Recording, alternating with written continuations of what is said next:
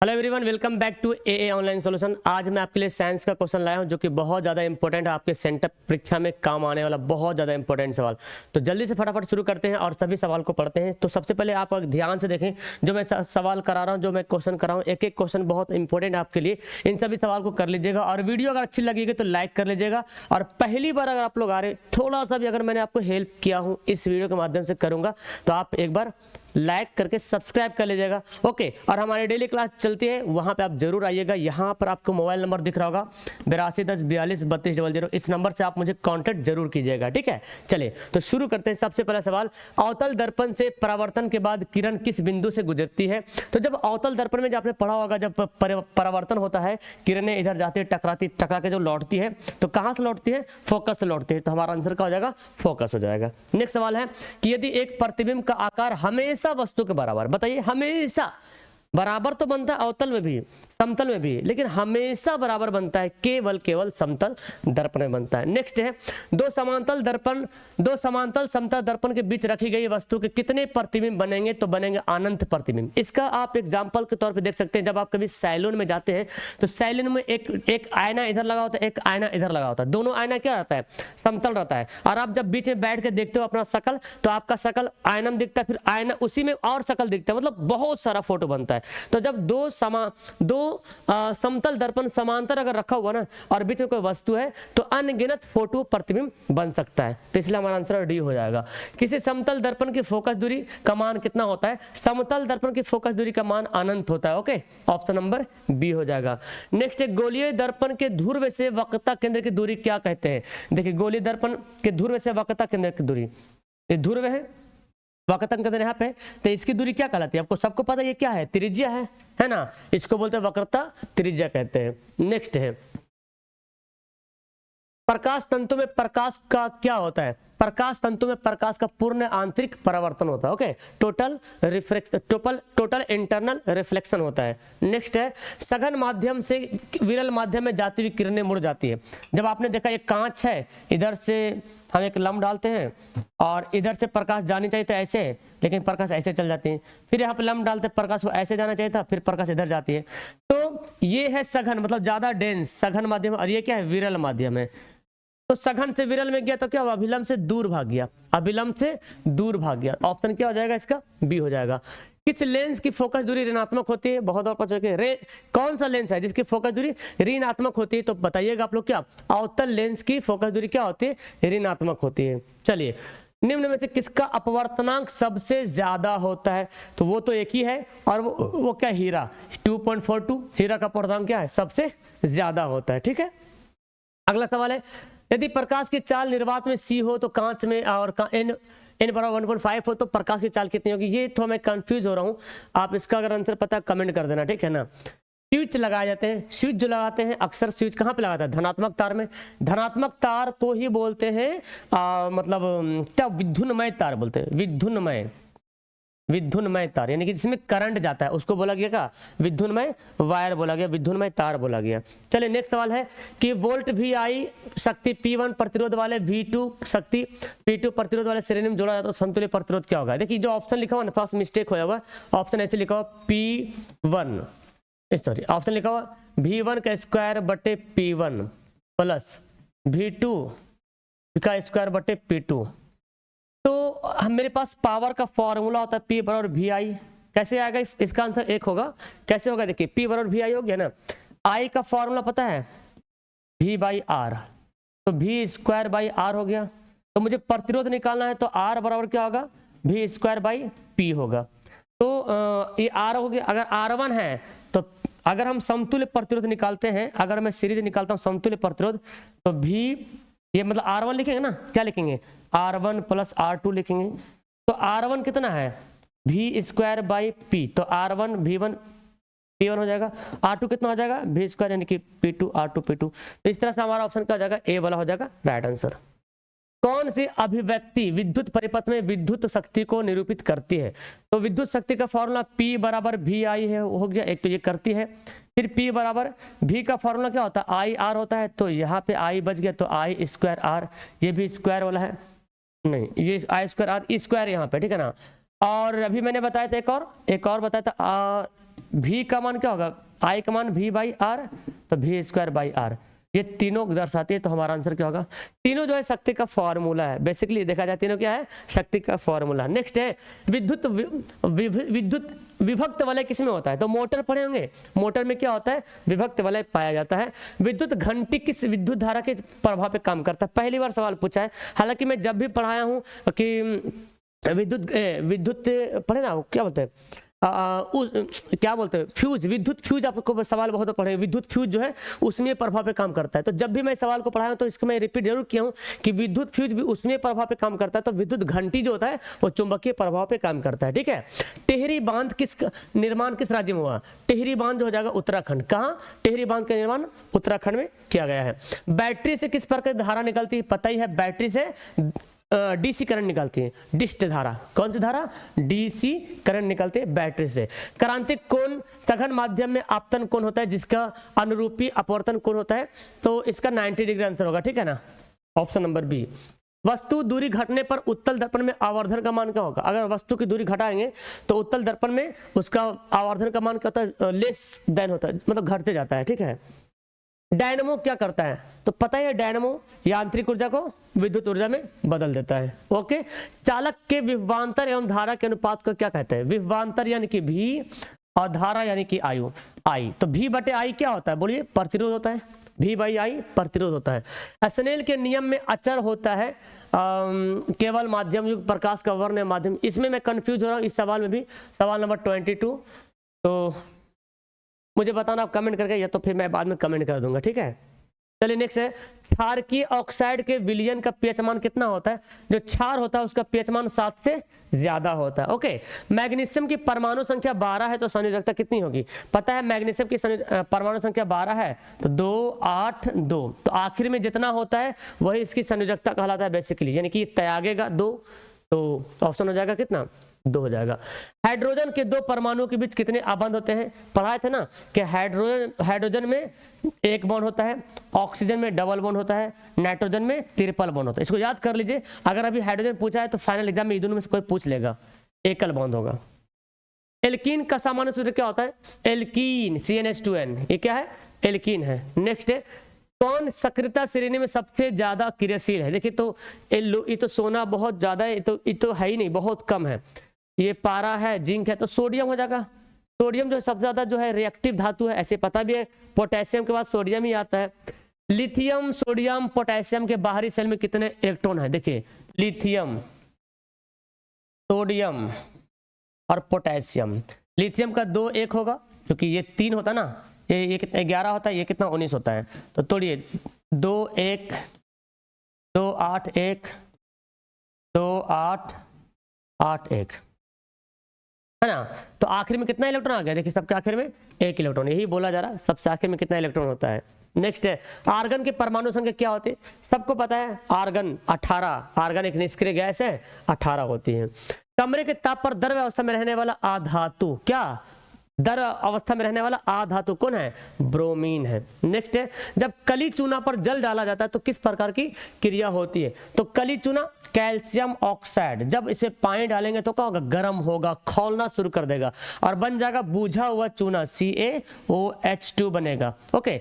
तो CaOH2 रहेगा और फिर गैस भी निकलेगा, तो यहाँ पे क्या होगा, उष्मा क्षेपी, जिस अभिक्रिया में उष्मा निकलता है उसको क्या बोलेंगे, उष्मा क्षेपी अभिक्रिया बोलेंगे। कौन उपधातु है, उपधातु मतलब जो धातु का भी गुण थोड़ा है उसमें, थोड़ा अधातु का भी गुण है, इसको बोलते हैं सुबीडियम, Sb, सुबीडियम हो गया, जर्मेनियम हो गया, गैलियम हो गया, ये सब क्या है, उपधातु है। सिलिकॉन भी आता है उपधातु में। चलिए नेक्स्ट है, कौन शराब के रूप का उपयोग होता है, तो एथेनॉल C2H5OH, बेसिकली इसी को एथेनॉल ही बोलते हैं, एल्कोहल इसी को बोलते हैं। एथेनॉल का फॉर्मूला एथिल एल्कोहल बोले या एल्कोहल बोले या शराब बोले, बेसिकली यही जो है एथेनॉल है, यानी कि शराब है। ये जो आप देख रहे हैं C2, अरे वही है यार, ये C क्या है, C2H5OH है और C2OCH, ये क्या होगा, कार्बन 2 है ना, C2H2OH ऐसे। तो ये जो है क्रियाशील समायवी है, जैसे OH क्या है, OH क्या है, OH क्या है, क्रियाशील मूलक है कि नहीं, बिल्कुल है भाई, तो इसको बोलेंगे क्रियाशील समावयवी बोलेंगे। कौन मुख्यतः बायोगैस का संघटक है? बायोगैस में मुख्य रूप से क्या पाया जाता है? तो बोलेंगे मीथेन, है ना। मीथेन जो है बायोगैस में पाया जाता है। विद्युत अपघटनीय परिष्करण में अशुद्ध धातु को बनाया जाता है। जो अशुद्ध धातु होता है उससे बनाते हैं एनोड, यानी कि एनोड को अशुद्ध बनाया जाता है, कैथोड को शुद्ध बनाया जाता है। ठीक है।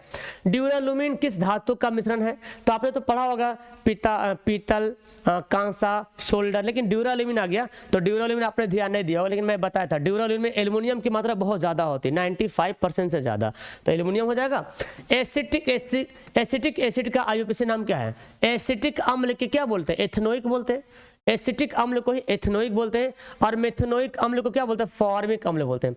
फॉर्मिक, क्या बोलते हैं? फॉर्मिक अम्ल बोला जाता है। नेक्स्ट, एथेनॉल को H2SO4 के साथ अगर 170 डिग्री पर गर्म करेंगे तो बनेगा एथीन। क्या बनेगा? एथीन बनेगा। एथीन, एथीन गैस बनेगा। ऑप्शन नंबर ए हो जाएगा। कौन सी धातु ठंडे और गर्म जल के साथ अभिक्रिया नहीं करती है? तो कुछ कुछ धातु है, जैसे यहाँ पे हो जाएगा ऑप्शन लोहा। लोहा ठंडे या गर्म जल के साथ अभिक्रिया नहीं करती है। चलिए नेक्स्ट सवाल हो जाएगा, कौन रेडॉक्स अभिक्रिया?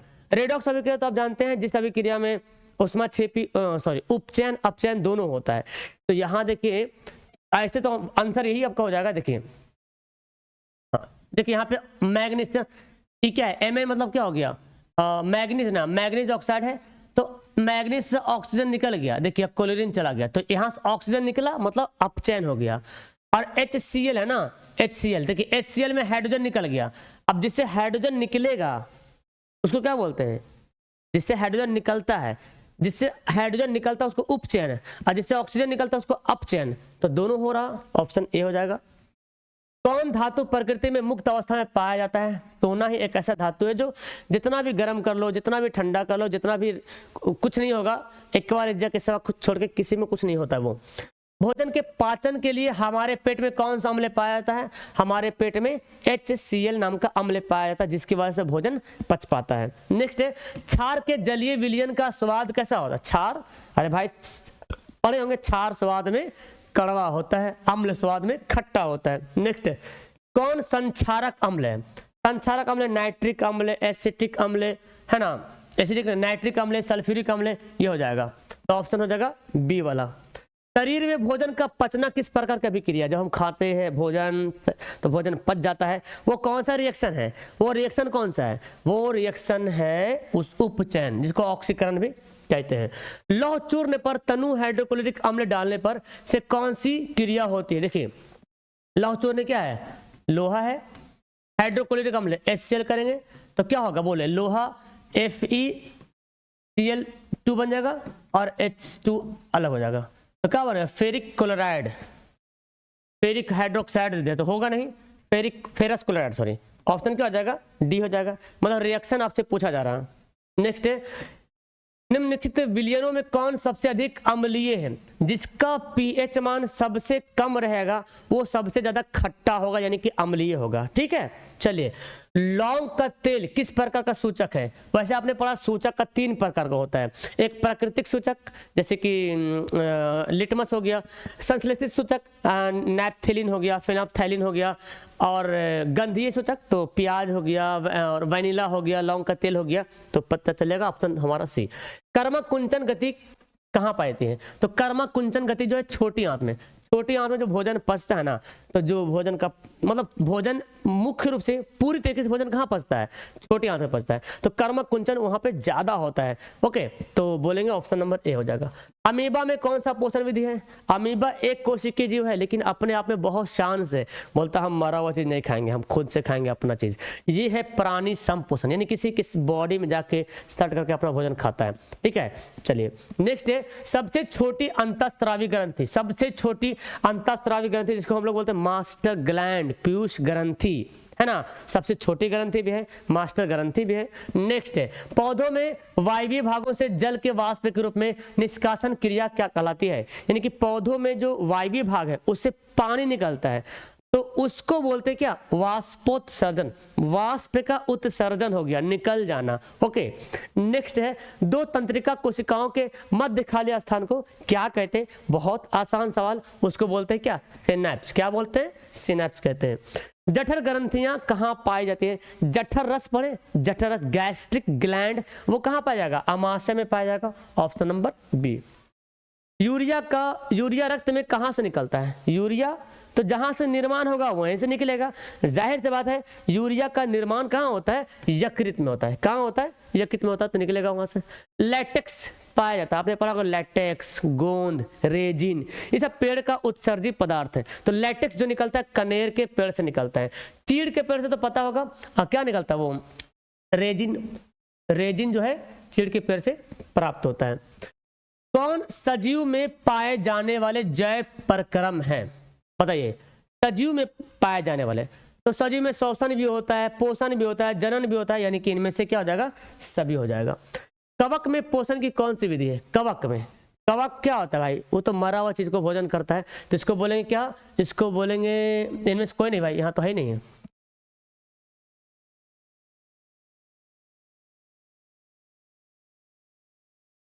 ओके, लाइट का प्रॉब्लम हो गया। चलिए नेक्स्ट पढ़ते हैं। सवाल है अस्थि क्या है? तो अस्थि एक प्रकार का क्या? उत्तक है। अस्थि क्या है? एक प्रकार का उत्तक है। नेक्स्ट है मानव हृदय का औसत प्रकुंचन दाब यानी कि सिस्टोलिक प्रेशर कितना होता है? 120/80 पढ़े ना, 120/80। तो ऊपर का सिस्टोलिक, नीचे का डायस्टोलिक, तो प्रकुंचन क्या हो जाएगा? 120 हो जाएगा। कीटों का प्रमुख श्वसन अंग क्या है? कीटों में ट्रैकिया होता है। कीट में, फटिंगा में, कॉकरोच में क्या होता है? ट्रैकिया होता है। पेप्सिन नामक एंजाइम भोजन को, प्रोटीन को क्या करता है? पेप्टोन में बदलता है। वो आपने पढ़ा क्या होता है? पेप्सिन जो है वो भोजन में जो प्रोटीन खाते हैं उसको पेप्टोन्स में कन्वर्ट कर देता है। ओके, आयरन पाया जाता है, सबको पता है, आरबीसी में लोहा पाया जाता है, यानी कि आयरन पाया जाता है। बहुत बहुत हल्का सवाल रहेगा। एटीपी में फॉस्फेट की संख्या कितनी होती है? एटीपी में 3 फॉस्फेट की संख्या होती है। कितना? 3। वृक्क में संरचनात्मक एवं क्रियात्मक इकाई को क्या कहते हैं? तो पता ही है, नेफ्रॉन। नेफ्रॉन को वृक्क की रचनात्मक एवं क्रियात्मक इकाई भी कहते हैं। इंसुलिन की कमी से कौन सा बीमारी होगा? सबको पता है, मधुमेह, डायबिटीज नाम का बीमारी हो जाता है इंसुलिन की कमी से। नर हार्मोन क्या है? नर हार्मोन होता है टेस्टोस्टेरोन। क्या होता है? टेस्टोस्टेरोन जो है नर हार्मोन होता है। निश्चल कनिकाएं कहाँ पाई जाती है? तो ये पाई जाती है न्यूरॉन में। न्यूरॉन में बेसिकली जहाँ पे साइटोन डेंड्राइट्स होता है ना, वहां पे जो कनिकाएं होती है उसको बोलते हैं निश्चल कनिकाएं। द्विखंडन किसमें होता है? ईस्ट में भी होता है, अमीबा में भी होता है, पैरामैग्नीशियम भी होता है, पैरामेशियम में भी होता है। इन सभी में द्विखंडन की क्रिया होती है। मानव फेफड़ा किस तंत्र का भाग है? फेफड़ा तो श्वसन का भाग हो जाएगा, क्योंकि श्वसन करने का काम करता है। गोबर छत्ता ये क्या है? ये तो मृत जीवी है, मरे हुए चीज को भोजन करता है। गोबर छत्ता जिसको बोलते हैं मशरूम, है ना। चलिए, लार निम्न में से किस ग्रंथि द्वारा स्रावित होता है? लार कहां से निकलता है? मुंह से, और मुंह में पाया जाता है पैरोटिड ग्रंथि। क्या? पैरोटिड ग्रंथि। तो आंसर हो जाएगा ए। मनुष्य के आहार नाल की लंबाई कितनी होती है? तो वैसे तो हमने पढ़ा 6 से 8 मीटर, लेकिन ऑप्शन यहाँ पे है नहीं, तो हम लगा सकते हैं 8 से 10 मीटर। देखिए यहाँ पे सेंटीमीटर दे रहा है, सेंटीमीटर तो होगा नहीं, ऑप्शन ए करेंगे। ठीक। दांतों की अच्छी प्रकार से सफाई नहीं करने पर दांतों में बनने वाला अस्थायी परत क्या कहलाता है? तो दांत में बैक्टीरिया जम जाता है जब हम दांत को सफाई नहीं करते, तो उसको बोलता है दंत प्लाक बोलते हैं। कौन मनुष्य की कौन सा मनुष्य की छोटी आंत का भाग नहीं है? देखिए, डियोडिनम तो है ही है, जिसको गरहनी बोलते हैं, जेजुनम भी है, कोलन तो बड़ी आंत का, इलियम भी, ये बड़ी आंत का है। ये जो है बड़ी आंत में पाया जाने वाला भाग है उसका। सवाल थोड़ा सा डीपली दिया यहाँ पे। छोटी आंत में भोजन का पाचन पूर्ण होने के बाद वह क्या बन जाता है? जब छोटी आंत में भोजन पूरी तरीके से जब पच जाता है तो भोजन एकदम पूरा क्या बनता है? पूरा पिसा जाता भोजन, है ना। तो उसको बोलते हैं काइम। माँ होगा, माँ भाल, काइम, है ना, काइम होगा, लिखता मैं काइम, उसको काइम बोलते हैं। CFC क्या है? क्लोरोफ्लोरोकार्बन। रेफ्रिजरेटर से भी निकलता है, एसिस भी निकलता है, जेट इंजन, इस सब से निकलता है CFC, क्लोरोफ्लोरोकार्बन, जो कि ओजोन परत को नष्ट करता है। सूक्ष्म उपभोक्ता कौन है? सूक्ष्म मतलब छोटा, उपभोक्ता तो समझते हैं ना, उपभोक्ता किसको बोलते हैं? उपभोक्ता समझते हैं कि नहीं जी? उपभोक्ता बोलते हैं जो खाते हैं भोजन को। तो देखिए शैवाल, तो ये शैवाल जो है ना पादप है। शैवाल क्या है? शैवाल क्या है? पादप है। तो कवक और जीवाणु ये हो जाएगा सूक्ष्म उपभोक्ता। किसकी दीवार सबसे मोटी होती है? तो देखिए आपने हृदय जो पढ़ा होगा, हृदय में पढ़ा आपने दायां अलिंद, बायां अलिंद बायां निलय, दायां अलिंद दायां निलय। तो यहाँ पे इसकी दीवार ज्यादा मोटी थी, ठीक है नहीं, इसकी दीवार बहुत ज्यादा मोटी थी, क्योंकि यहाँ पे ब्लड को प्रेशर से फेंकना पड़ेगा, तब तो धमनी से होते हुए पूरा बॉडी में जाएगा। तो जहां पे ज्यादा प्रेशर पड़ेगा तो सिंपल सी बात दायां अलिंद में हो जाएगा, दायां उल्टा मैं बोल दिया, दायां निलय होगा। अरे यार ठीक, तो मैं ठीक लगा, अलिंद निलय पढ़ लिया है ना। दायां अलिंद बायां अलिंद, दायां निलय बायां निलय, बायां बायां बायां, तो मैंने लिखा बायां, ये वाला होगा। ओके, दायां अलिंद दायां, दायां अलिंद बायां अलिंद, दायां निलय बायां निलय, तो बायां हो जाएगा। ओके, ऑप्शन नंबर सी हो जाएगा। तो मैंने आपको 80 क्वेश्चन करा दिया है। बाकी आपको अगर किसी को क्रैश कोर्स में जुड़ना है, वैसे अगर आपको पीडीएफ लेना है तो मैं बताता हूँ क्रैश कोर्स में कैसे जुड़ना है, पीडीएफ कैसे लेना है। देखिए, आपको गूगल पे सर्च करना है, किसी को अगर पीडीएफ चाहिए तो एग्जाम के लिए तो बहुत आसान होगा। गूगल पे ए ऑनलाइन सोल्यूशन सर्च कीजिएगा, अपने गूगल पे लिखिएगा ए ऑनलाइन सोल्यूशन, इस तरह से आ जाएगा, खोलिएगा इसको, ठीक है ना। देखिए ऐसे लोगो रहेगा बना हुआ, नीचे जाइएगा, देखिए लिखा हो सेंटअप परीक्षा, यहाँ पे सेंटअप का एग्जाम होता है, डेली टेस्ट यहाँ पे होता है ऑनलाइन पे। चलिए तो मैं सेंटअप परीक्षा पे ओपन करता हूँ। ओपन करने के बाद आप यहाँ जाने के बाद आपको सब कुछ मिल जाएगा। देखिए नॉन हिंदी का है, जो हो गया, जो नहीं हुआ सब यहाँ पे दिया हुआ, गोधुली है। साइंस को क्लिक करोगे तो साइंस का खुल जाएगा, इसका जो आंसर आप यहाँ पे पूरा देख सकते हैं, पूरा सब्जेक्टिव का भी आंसर लिखा हुआ है। देखिए सब्जेक्टिव क्वेश्चन का भी आंसर लिखा हो, जाके आराम से याद कर लो जल्दी से फटाफट। ओके, याद कर लेना, कम से कम यही बहाना से तो आपको याद तो हो जाएगा। ओके, याद कर लीजिएगा। तो मैं कैसा दिख रहा हूँ, काला काला कलुआ दिख रहा हूँ कि नहीं? ओके, तो अगर किसी को पेड कोर्स में जुड़ना है, अभी एग्जाम के लिए बहुत तैयारी बची हुई है, पेड कोर्स में अगर आपको जुड़ना है, अभी भी आपके पास बहुत टाइम है। अगर आपने पढ़ाई सही से नहीं की हो और आपको जुड़ना है पेड कोर्स में, तो उसके लिए 249 का चार्ज लगेगा, सिर्फ 249। यहाँ पे आपको लाइव क्लास, नोट्स, पीडीएफ सारा कुछ अवेलेबल कराया जाता है। तो यहाँ पे एक मोबाइल नंबर चल रहा होगा आपके मोबाइल पे, उस मोबाइल नंबर पे कॉल करो, मैसेज करो कि सर मुझे जुड़ना है, और इतना कम फी में आपको जोड़ेंगे कि आपको सब कुछ अवेलेबल हो जाएगा। बहुत अच्छी तरीके से तैयारी होगा, आपका भी सपना अच्छा नंबर आने का। और इसमें स्पेशली बच्चों का सब्जेक्टिव भी टेस्ट लिया जा रहा है। मैंने एक वीडियो भी डाला रिजल्ट वाली, तो आप देख लीजिएगा, बहुत सारे बच्चे का टेस्ट दिया और अच्छा नंबर लाया है। ओके, तो आप भी अपना मौका मत खोइए, ये आपके लिए समझ लो कि गोल्डन अपॉर्चुनिटी है जुड़ने के लिए। ओके, बाकी नीचे कमेंट कीजिए, आपका कोई क्वेश्चन हो तो डायरेक्ट सवाल। Thank you everyone, bye. Like share subscribe.